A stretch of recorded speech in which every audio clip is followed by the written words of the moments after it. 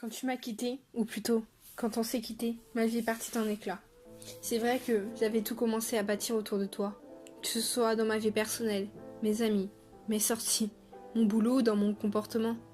On m'avait souvent répété que j'avais changé, que Paris m'avait changé. Mais en réalité, c'est tout ce qui s'est passé là-bas qui m'a changé. J'ai essayé d'être une autre personne, de changer pour toi. Mais à chaque fois, tu trouvais une nouvelle chose à dire. Au final, on a chacun lâché l'affaire. Cette histoire, aussi belle et compliquée qu'elle a été, m'aura fait grandir.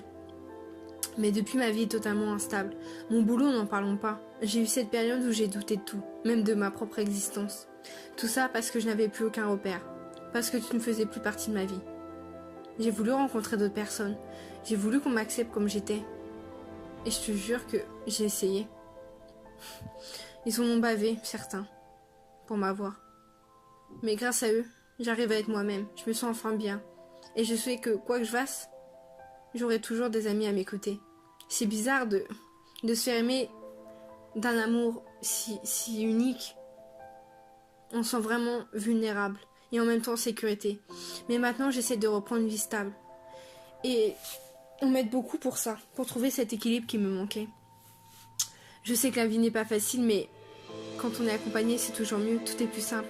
J'ai jamais fait les bons choix, ou du moins, c'était la vie de beaucoup de personnes autrefois. Mais à quoi bon vivre au rythme des avis et des critiques? À quoi ça sert de tout faire en se fiant à son entourage? Ça, j'ai réalisé trop tard. Je voulais faire plaisir à tout le monde, en faisant ce qu'on me conseillait, ce qu'on me disait de faire.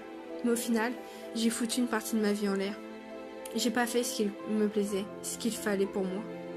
Et tout ça à cause de toi et de ton envie de tout contrôler. Fais pas ci, fais pas ça, habille-toi comme ça, dis ça, fais comme ci, pas comme ça, ne parle plus à un tel, etc. Et comme une conne, je t'écoutais. Ouais, parce que je croyais que c'était bon pour moi. Mais au final, tu savais qu'en détruisant tout autour de moi, je me retrouverais seule. Et jamais j'aurais le courage de te quitter. Mais cette fois-ci, tu avais été trop loin. Je sais pas ce qui a vraiment été l'élément déclencheur de cette rupture, mais je sentais au plus profond de moi que si je restais, j'allais me détruire. Mais apprendre à vivre sans toi n'a pas été simple. J'avais l'impression d'être paumée, que l'on m'avait jetée dans ce monde toute seule, sans rien, seule, et qu'il fallait que je me débrouille. Bousiller la vie de quelqu'un, c'est pas si compliqué. Faut juste le faire croire que tous ses choix sont mauvais et que sans l'autre on n'est plus rien. Bravo, t'as quand même foutu 3 ans de ma vie en l'air.